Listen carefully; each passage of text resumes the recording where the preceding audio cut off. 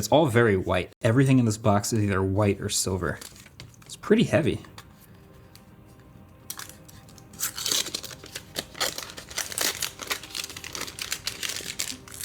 So this smells pretty new.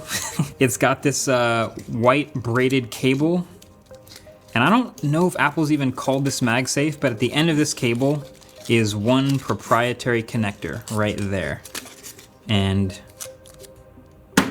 that connector is what plugs into the side of the headset, and this is the battery, the 2.5 to 3 hour battery that comes with Vision Pro. It says on the back actually, 3,166 milliamp hours.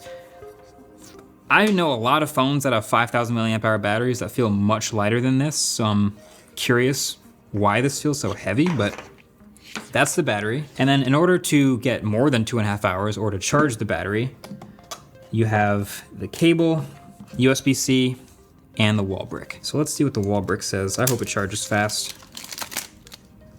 30 watts. So not super fast, but this is a 30 watt brick, USB Type-C, and then a C-to-C braided cable.